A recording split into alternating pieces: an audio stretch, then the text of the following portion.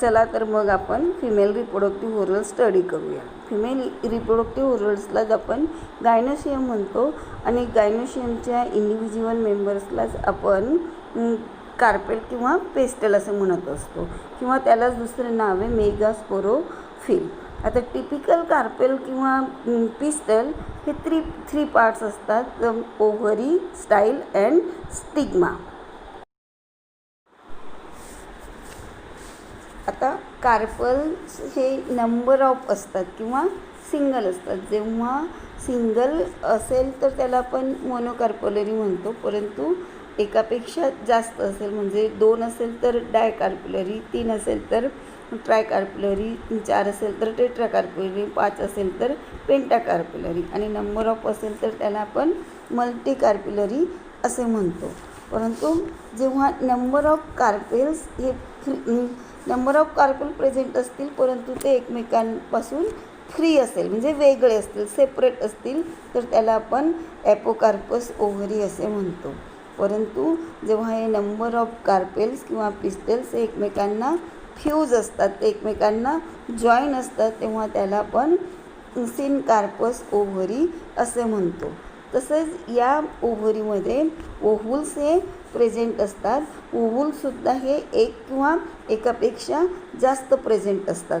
जसं की मँगोमध्ये एकच ओव्हुल प्रेझेंट असतं म्हणून त्याला आपण युनिओव्हुलेट असे म्हणतो. परंतु टोमॅटो किंवा लेडीज फिंगर जर बघितलं तर त्याच्यामध्ये नंबर ऑफ ओव्हुल प्रेझेंट असतात म्हणून त्याला आपण मल्टी ओव्हुलेट असे म्हणतो.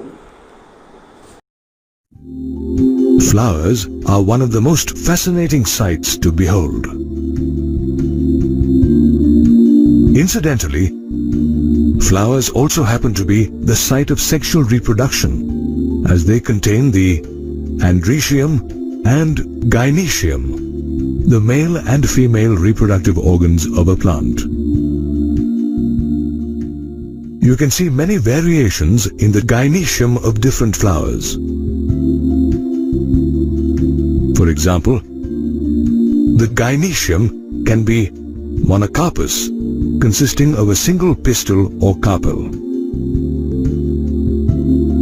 Or it may be multicarpous, in which case we see several pistils in a single flower.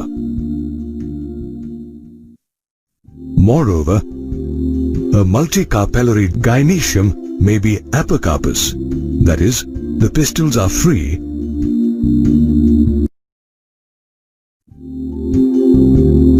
or syncarpous, where the pistils are fused. If you observe the structure of a pistil, you will find that it consists of the stigma at the tip, followed by the style in the middle and an ovary at the base. While the stigma is a landing platform for pollen grains, the style, an elongated, slender structure, connects the stigma to the ovary, the basal bulging part of the pistil. आता आपण ओव्हुलचं structure बघूया. ओव्हुल हा ओव्हरीचा part आहे जो की female gamete produce करतो.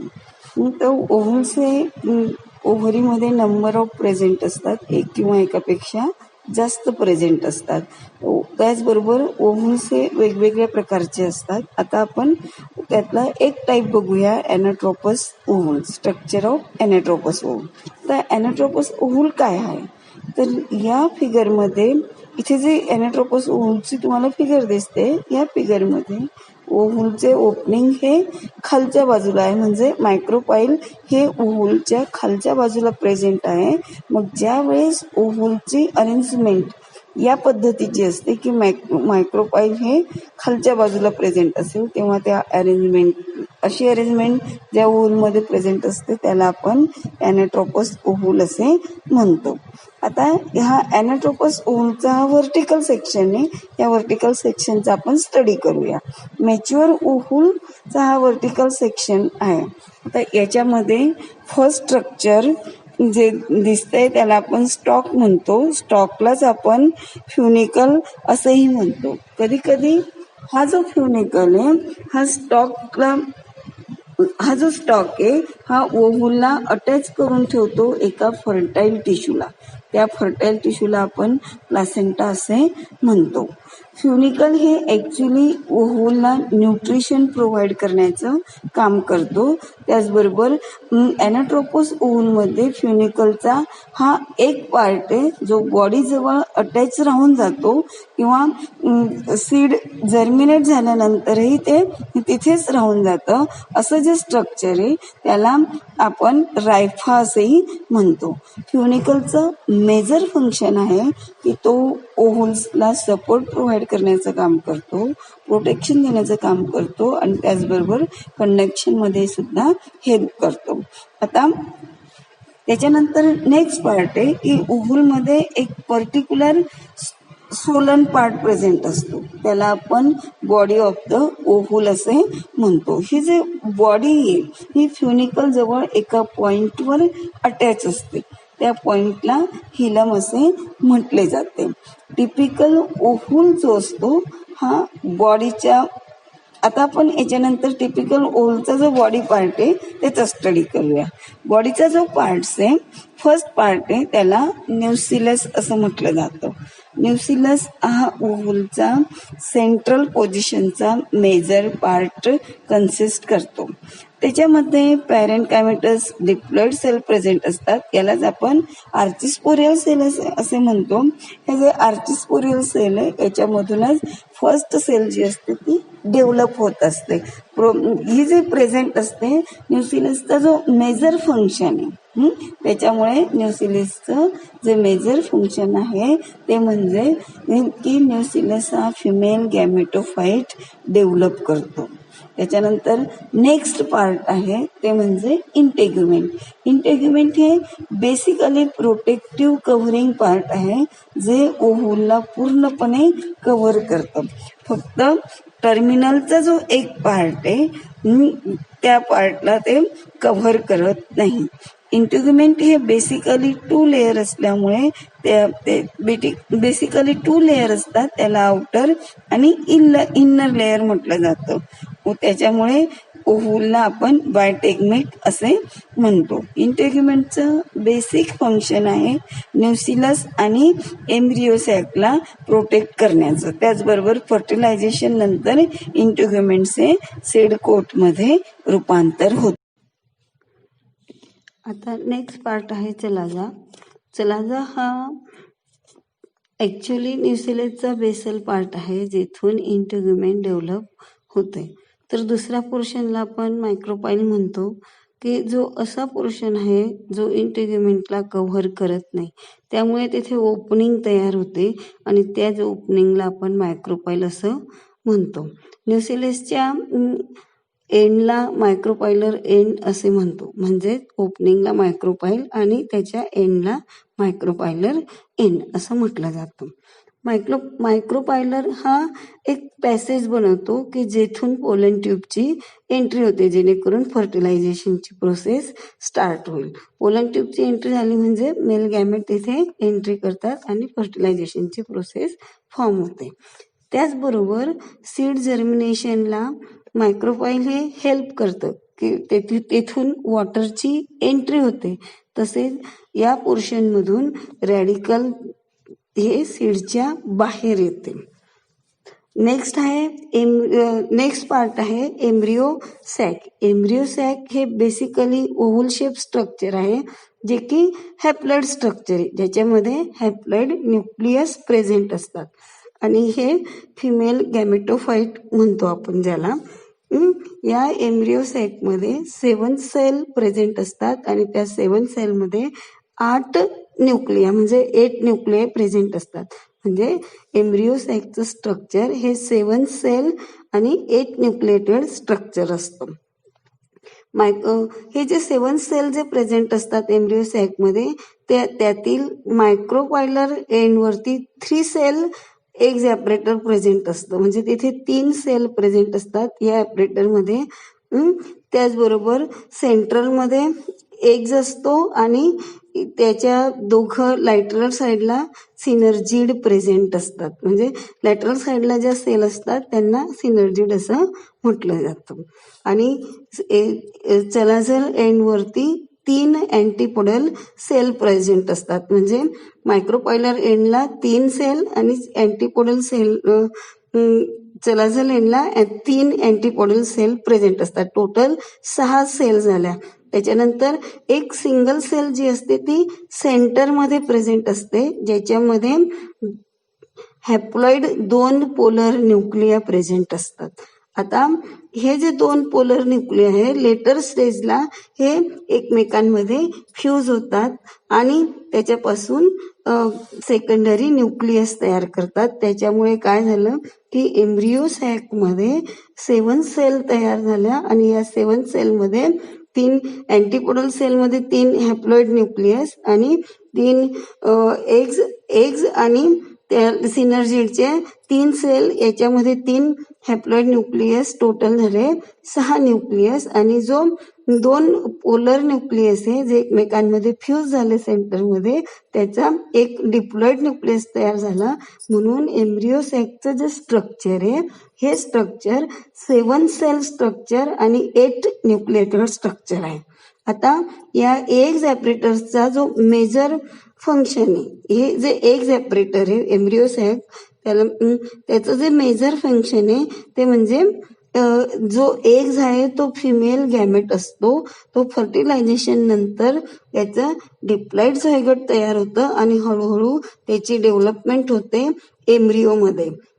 आणि जे सिनर्जिड्स जे आहेत हे सिनर्जिडचा रोल, सिनर्जिड हे सपोर्टिंग रोल फॉर्म करतो आणि जे फर्टिलायझेशन नंतर ते डिजनरेट होतात. जे पोलर न्यूक्लिया असतात ते 2 पोलर न्यूक्लिया जे एकमेकांमध्ये फ्यूज होतात ते सेकंड मेल गॅमेट जवळ फ्यूज होतो. जो डिप्लॉइड न्यूक्लियस आहे म्हणजे सेकंडरी डिप्लॉइड न्यूक्लियस आहे तो मेल गॅमेट जवळ फ्यूज होतो आणि त्याच्यापासून प्रायमरी एंडोस्पर्म तयार होतं. मग न्यूसेलस, प्रायमरी एंडोस्पर्म न्यूसेलस तो तयार करतो. ऍक्च्युली हे एंडोस्पर्म न्यूसेलस जे हे न्यूट्रिटिव्ह टिश्यू मध्ये त्याचं डेव्हलपमेंट होते, याला आपण एंडोस्पर्म म्हणतो. डेव्हलपिंग एम्ब्रियोला नरिशमेंट प्रोव्हाइड करण्याचं तो काम करतो. The ovary have revealed that it contains one or more cavities called locules or ovarian cavities that are surrounded by an ovary wall. Within the locule, you will find ovules or megasporangia that are attached to the ovary wall in a region called the placenta.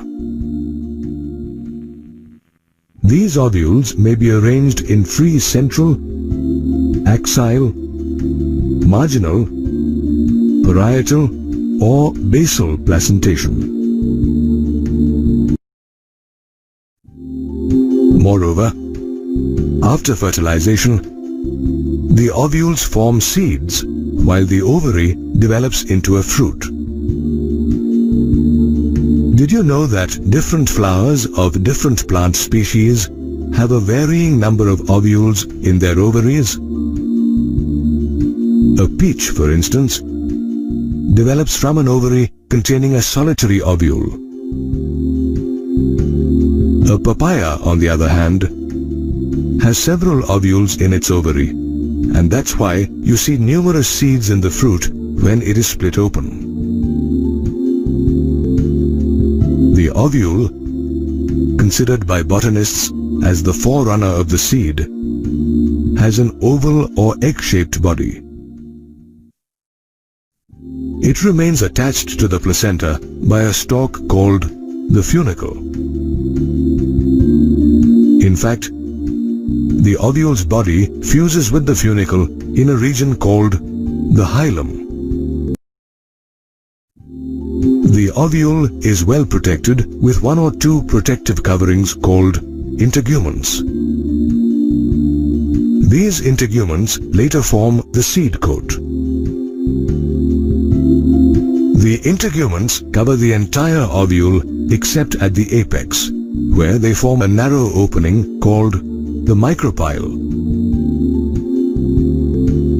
Did you know that the micropyla end acts as an entry point for the pollen tube during the process of fertilization? While the micropyle forms one end of the ovule, the chalaza forms the basal part of the ovule. At the chalazel region, we find that the funicle and integuments join the nucellus, the center region of the ovule that's made of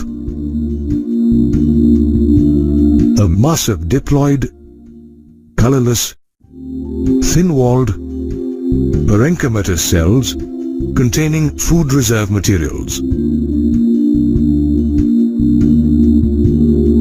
In the nucellus of a mature ovule lies the embryo sac, the female gametophyte, which develops from a megaspore.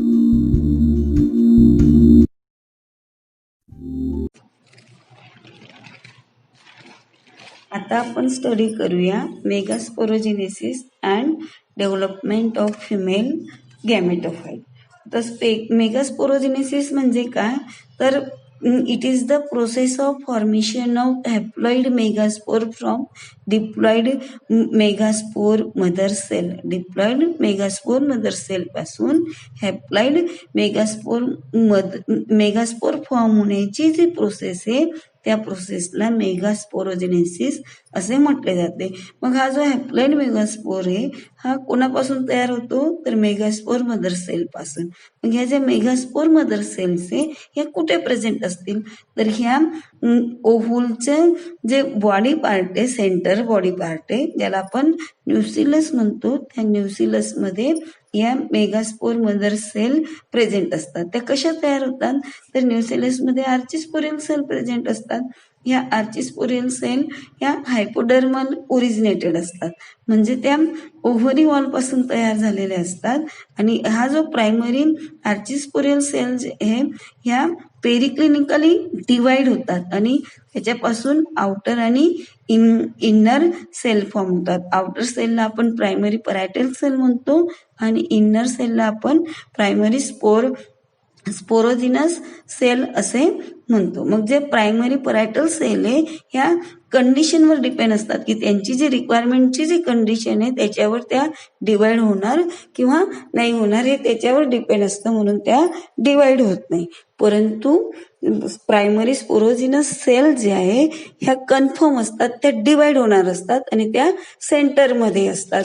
म्हणून मग ज्या primary sporogenous sale आहे यांनाच megaspore mother sale असं म्हटलं जातं की ज्या डिप्लॉइड कंडिशन मध्ये प्रेझेंट असतात. कुठे असतात, न्यूसिलसच्या सेंटरमध्ये आणि त्या मायक्रोपायलर एंडकडे जाण्याचा प्रयत्न करत असतात.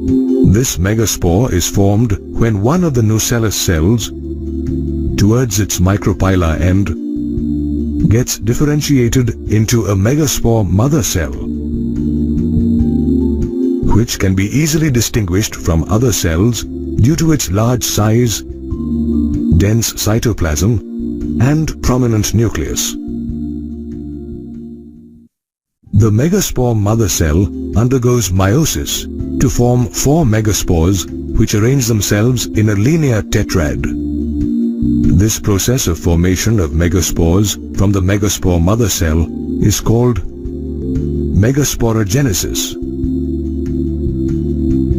Of the 4 megaspores, usually the one near the chalazel end becomes functional, whereas the other 3 near the micropyla end degenerate.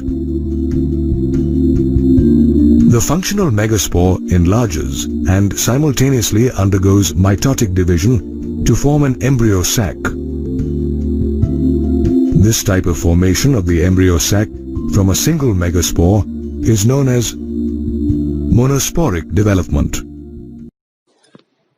आता हा तयार झालेला जो मेगास्पोर मदर सेल आहे हा डिप्लॉइड कंडिशन मध्ये या मेगास्पोर मदर सेल मध्ये डिव्हिजन होते, म्हणजे रिडक्शनल डिव्हिजन होते. ती डिव्हिजन म्हणजे मियोसिस. त्याच्यामुळे 4 हॅप्लॉइड मेगास्पोर तयार होतात आणि त्या हॅप्लॉइड मेगास्पोर फॉर्म होण्याच्या प्रोसेसला मेगास्पोरोजेनेसिस म्हटले जाते. आणि त्या हॅप्लॉइड मेगास्पोरची मग डेव्हलपमेंट होते आणि त्याच्यापासून गॅमेटोफाईट तयार होतो आणि त्याच प्रोसेसला आपण म्हणतो डेव्हलपमेंट ऑफ फिमेल गॅमेटोफाईट. मग आता आपण स्टडी करूया development of female gametophyte. Haploid megaspore पासून फिमेल गॅमेटोफाईट कसा तयार होतो ते आता आपण स्टडी करूया. आता आपण बघितलं की मेगास्पोर मदर सेल जो आहे हा डिप्लॉइड कंडिशनमध्ये असतो. त्याचं रिडक्शनल डिव्हिजन होतं म्हणजे मिओसिस फॉर्म होतं आणि ज्याच्यामुळे 4 हॅप्लॉइड मेगास्पोर तयार होतात.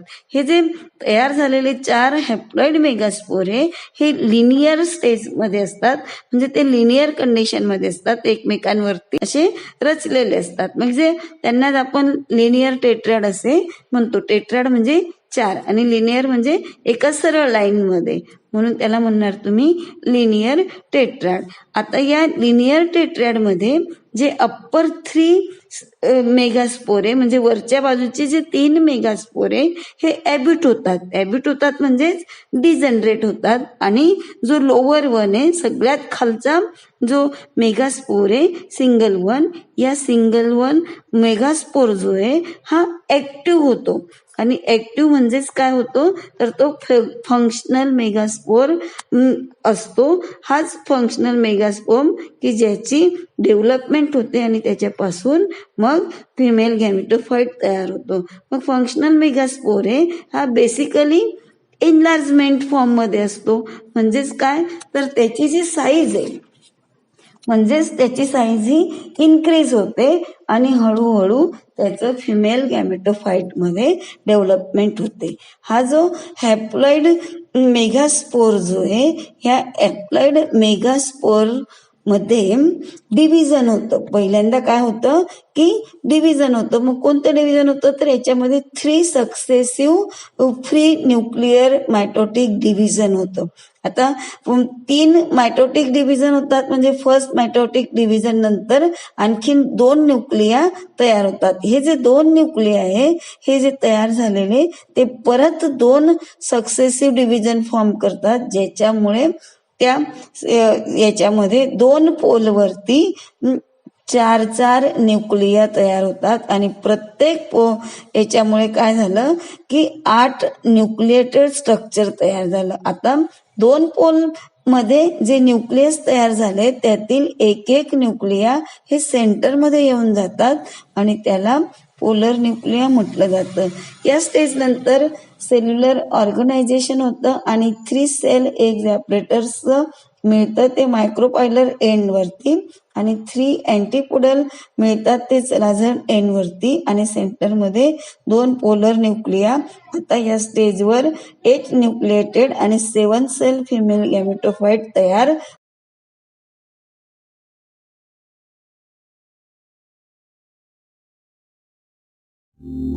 While undergoing these mitotic divisions, the nucleus of the functional megaspore first divides to form 2 nuclei, which move to the 2 opposite ends of the embryo sac. This is the 2-nucleate stage of the embryo sac.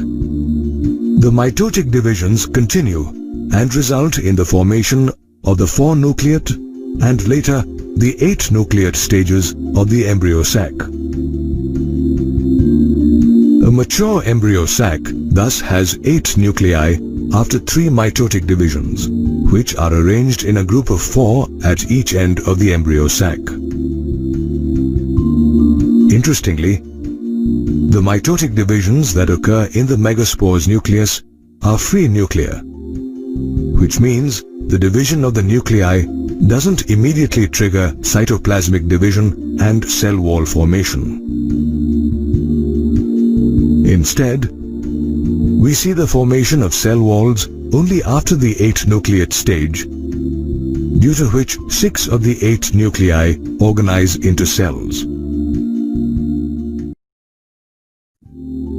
The 2 remaining nuclei, called polar nuclei, migrate to the center of the embryo sac. Thus, आता आपण study करू अँटीपोडल sale आणि embryo sack. याच्यामध्ये आपण आत्ताच development of female गॅमेटोफाईट study केले. Female गॅमेटोफाईट म्हणजेच embryo sack. या एम्ब्रिओ सॅकमध्ये आपण 7 सेल 8 न्यूक्लिया तयार झालेले बघितले. तर 7 सेलमधील 3 सेलचा जो ग्रुप आहे हा चलाजल एंडवरती प्रेझेंट असतो, त्यालाच आपण अँटीपोडल सेल असे म्हणतो. तर 2 पोलर न्यूक्लिया हे सेंट्रल सेलमध्ये असतात, ते एकमेकांमध्ये फ्यूज होतात, त्याच्यापासून डिप्लॉइड स्ट्रक्चर किंवा डिप्लॉइड सेकंडरी न्यूक्लियस तयार होतो, त्यालाच आपण डेफिनेटिव्ह न्यूक्लियस असं म्हणतो. कशासाठी तर तो फर्टिलायझेशनसाठी फॉर्म होतो. त्याचबरोबर रिमेनिंग 3 सेलचा जो ग्रुप आहे हा मायक्रोपायलर एंडवरती प्रेझेंट असतो, त्यालाच एग्ज ॲपरेटस असे म्हटले जाते. या एग्ज ॲपरेटसमध्ये सेंटरला एग सेल व त्याच्या लॅटरल साईडला सिनर्जिड सेल प्रेझेंट असतात. या सिनर्जिड सेलमध्ये हेअर लाईक प्रोजेक्शन फॉर्म करतात, म्हणून त्याला फिलिफॉर्म ॲपरेटस असे म्हटले जाते, जे की पोलन ट्यूबला गाईड करण्याचं काम करतात. तर या 7 सेल 8 न्यूक्लिएटेड स्ट्रक्चरलाच एम्ब्रिओ सॅक असं म्हटलं जातं. मग एम्ब्रिओ सॅक डेव्हलपमेंटसाठी एक सिंगल मेगास्पोरपासून तयार होतो, म्हणजेच एम्ब्रिओ सॅक हा सिंगल मेगास्पोरपासून फॉर्म होतो, म्हणून त्याला मोनोस्पोरिक डेव्हलपमेंट असं म्हटलं जातं. एन्जिओस्पर्ममध्ये डेव्हलपमेंट ऑफ फिमेल गॅमेटोफाईट ही एंडोस्पोरस कंडिशन आहे, कारण की डेव्हलपमेंट मेगास्पोरमध्ये होते आणि हा मेगास्पोर ओव्हलच्या सेंटर पार्टमध्ये सेंटरला प्रेझेंट असतो, म्हणून त्याला एंडोस्पोरस असे म्हटले जाते. फिमेल गॅमेटोफाईट हा कलरलेस एंडोस्पोरिक आणि ओव्हलच्या इनर साईडला म्हणजे ओव्हलमध्ये तो एनक्लोज असतो. We see the formation of cell walls only after the 8 nucleate stage, due to which 6 of the 8 nuclei organize into cells. The 2 remaining nuclei, called polar nuclei, migrate to the center of the embryo sac. Thus, we find the embryo sac to be in 7-celled and 8 nucleate stage, with 6 cells at the poles and a large central cell with 2 nuclei in the center. Meanwhile, the 6 cells organize to form the typical structure of the embryo sac, which is now ready for fertilization. The 3 cells present at the calyzal end, for instance, group together to form the antipodal cells, which do not have any specific function, whereas the 3 cells at the micropylar end group together to form the egg apparatus. While one of the cells functions as an egg or the female gamete, the other 2 cells are called synergids. If you observe the micropylar tip of the synergids, you will notice special cellular thickenings called a filiform apparatus that guides the pollen grains into the synergid. The synergids, as well as other cells, form the embryo sac, the female gametophyte born inside the pistil.